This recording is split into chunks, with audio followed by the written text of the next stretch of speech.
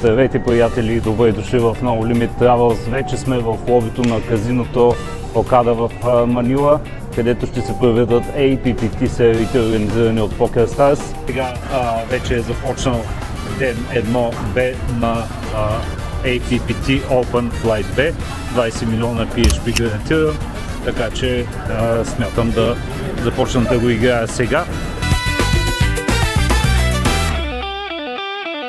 Атенсионе, време е да сядаме в 60 000 APPT Open, 20 милиона гарантирани. Нашата маса е 17, тази там. Почваме ги.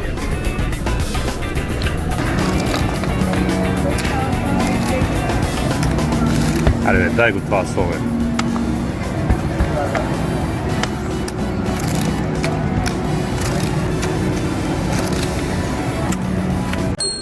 На първата почивка на APPT Open турнира бяха доста интересни три нива, много динамична маса. В началото доста активна игра и загубих доста чипове в потове, в които просто трябваше да играя. Стака ми падна около 20, малко под 20 хиляди. Тогава става една ръка, където ранна позиция, доста активен играч отвори до 600, 100-300 блиндове. Аз с Сойдама пик и той бетнах до 2000. Човека реши да ме форбетне до 6000 и аз пък реших да платя. Бях се заинатил нещо в тази ситуация. Флопа падна вале 10 хикс с моя форшдрол. Тогава човека бетна около 4000. Аз го платих и стака ми остана под 10 000. На търна се отвори не лоша карта вале, тъй като това можеше да стресне евентуално човека от по-нататъчен екшън, но аз го чувствах, че е готов да влезе all-in на търна. Затова използвах един малък прием, който е свързан с моето ново занимание в българското. Не знам дали проработи точно той, но сега ще ви кажа каква беше ситуацията, тъй като първия ден бяхме играли с човека на една маса и бяхме си говорили за това, че правя някакъв влог и той ме беше виждал да си снимам all-in-те. В момента, в който се отвори търна и той започна да мисли и да ме гледа нещо, имах чувство, че е готов да влезе all-in. И реших да си взема телефона в ръката и все едно да го пусна да записва видео. Той, съм сигурен, че видя това. Продължи да мисли малко и след малко той просто реши да чекне. Ситуацията беше, че не исках човека да влиза all-in с Асой Поп, примерно. И аз трябваше да го колна в тази ситуация, но ще да съм с по-слабата ръка и да се надявам да ми се отвори форшдрола. Така или иначе всичко проработи идеално, тъй като след моя all-in той колна.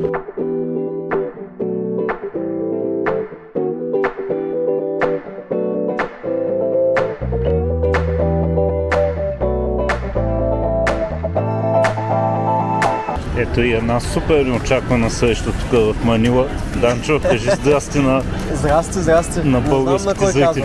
Въобще не очаквах да го видя това лице тук. Изведнъж някой ми вика здрасти на български и Данчо от Сливен. Тигъра, който ги мачка в Майами. И тук ще ги мачкаме. Айде.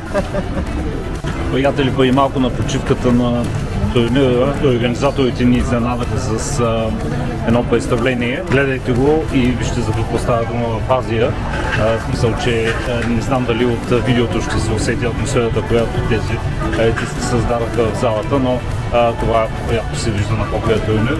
Така че ето част от изпълненията на певците и танцорите в Окада. The Okada Manila Entertainment Group.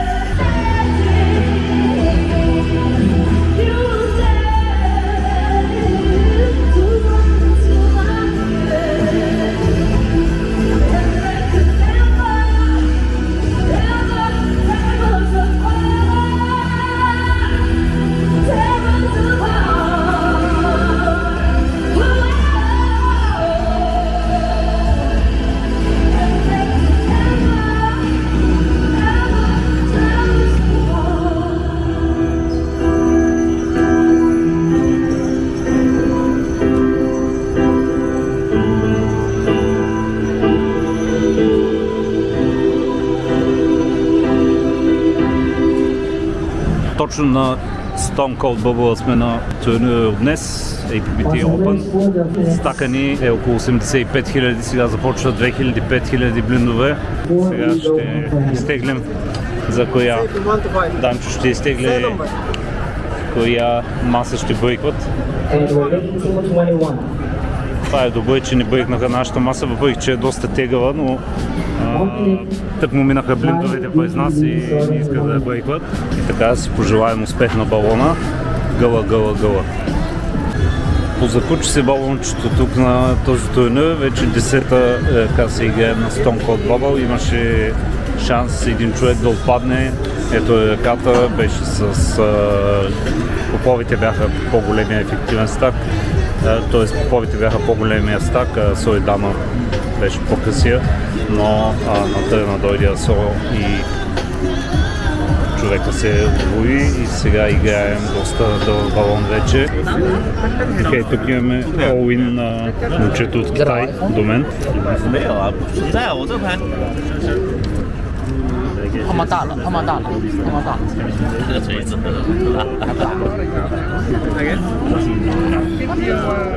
输了，这牌没办法。A3。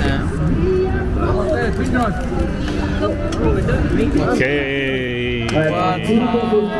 One player all in with 2 cards, and we are open money. Congratulations, players on the flight B.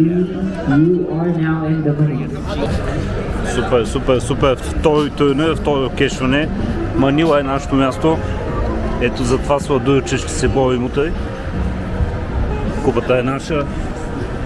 Утре ще дам всичко от себе си, за да дипна в този турнир, да направим финална маса и да се борим, защото много искам такава купа. А какво по-хубаво място от Манила да си вземем едно от тези сладурчета към България.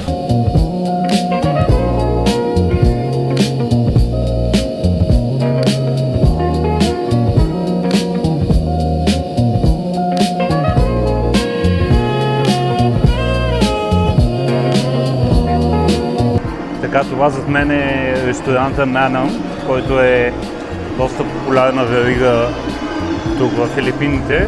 Филипинска храна от различни региони. Винаги, когато съм сядал в този ресторант, много ми е харесвало всичко. Не съм сигурен тази вечер какво ще си харесвам да ям. Имам някакви спомени за едни октоподчета, много хубави. Имат традиционни филипински ястия, супер е храната вътре. При всички случаи е много популярно място и сред местните хора, което винаги е добър признак, защото означава, че хората просто си го харесват и местните, просто не е някакъв туристически трап. Ето го и менюто. Значи, това, с което ще започнем със сигурност, е филипинската супа синеганг. Много ми е любима тази супа. Сега ще видя в какви версии има. Тук е имал с... Виждам, че има с свинско. Тук е с биф. Дали нямат някаква морска версия, не съм сигурен. Ще попитам с малко. Тук супата много интересно я правят. Първо слагат съставките в самата супа и после наливат този бульон. В нея може да се слагане също от риза и е страшно вкусна, защото е с такъв леко кисел вкус. Не мога да го опиша точно. Ако дойдете в Филипините, непременно си поръчайте Сенегал. Това тук е доста традиционно филипинско ястие, казва се адобо. Яде се с бял рис. Thank you very much. So sir, be careful for this one. This one is still hot. The skillet Okay, meat. thank you. Така, това е тази гозба с октоподчетата. С бирата е идеално мезе. Това тук е всъщност десерта, който се чудих дали да се поръчам десерт въобще, но реших да поръчам нещо. Не изглежда много добре, но ще ми е супер интересно да го опитам какво е.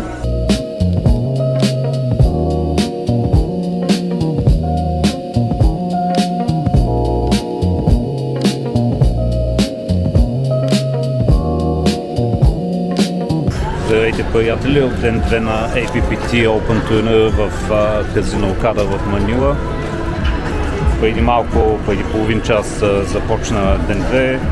Ние започваме играта с около 20 блинда на 100 000 стак на нива 2-5. В момента има 47 човека оставащи в игра. Първото място е 4 милиона филипински песо. За съжаление загубихме няколко малки пота и защити на блиндове и кражби и в момента стака ни падна до около 50 000, т.е. играем с 10 на блинда. Да видим какво ще стане. Good luck me!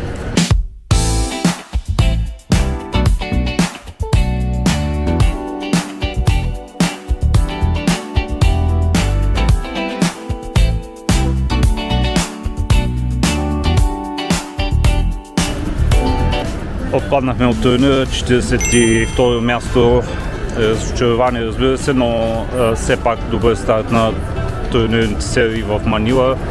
Два турнира, два кеша, вярно мин кешове, но все пак играем добре, влизаме в първите и да, нямаше какво да направя този турнир, даже може би трябваше да съм аут малко по-рано, но имаше едно интересно разиграване, след като стака ни падна до 50 000, удвоих го с попове срещу девятки и след това ми раздадаха Pocket Aces, два асака, ризнах, имаше кол от късна позиция от играч, който го бях профилирал като много неопитен. Той сам каза, че играе може би първи или втори турнир в живота си. Флопа падна 7-6-5 с флъшдрол. Реших да чекна този борд.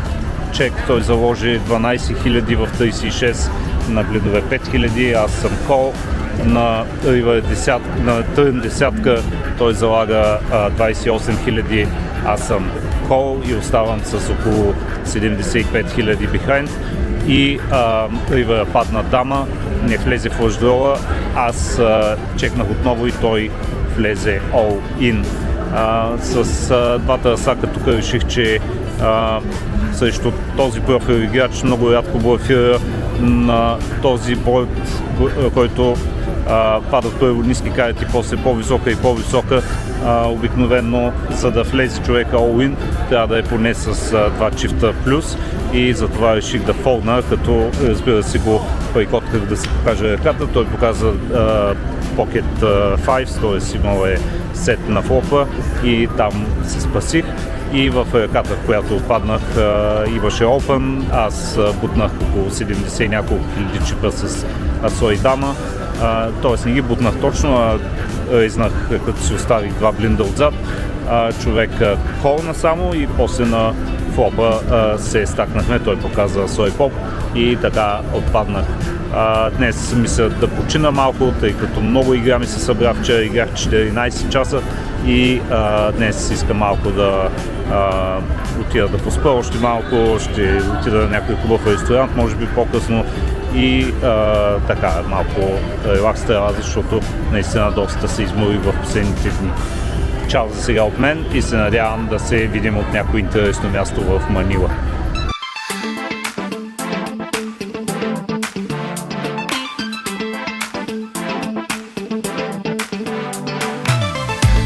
направим една разходка по улиците на Макати в една от туристическите части.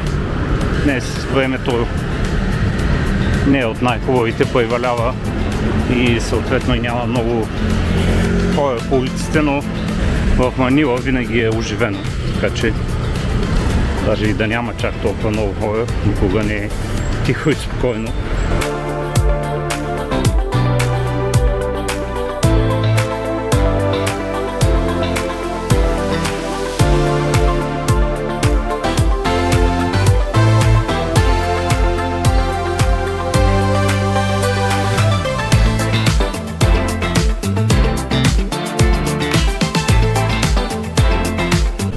Ето, че попаднах и в това много известно кафе, казва се Filling Station, е известно сред туристите, аз съм го виждал на доста клипове от Манила, просто е много яко направено, ретро American стайл. И влязах тук, за да пия една бира и да поснима малко тази хектик шариния, която цари тук.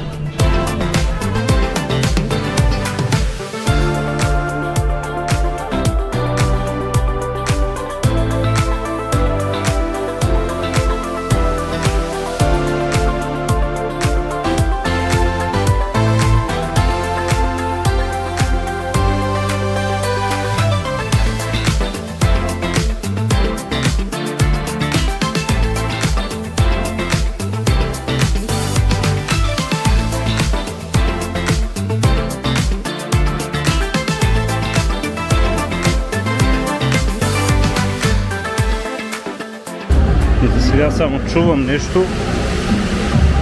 Да видим какво е това. Някаква жива музика.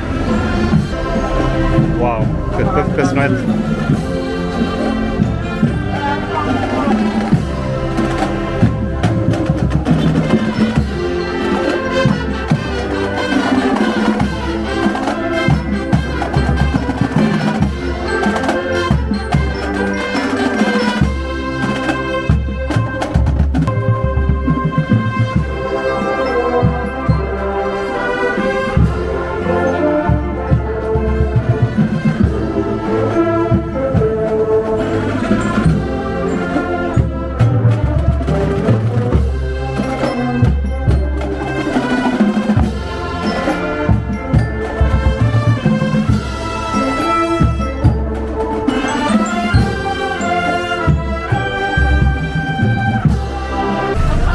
Попитах едно от момчета какъв е този оркестър. Той ми каза City Government of Макати, т.е. оркестър на местното правителство на Макати. Доста ме изкефи това, което чух. Дано да продължат тук, явно е някаква репетиция, защото спряха на средата и сега нещо си почиват. Ще изчакам малко да видя дали няма да започнат някакво друго парче, понеже вече съм голям фен.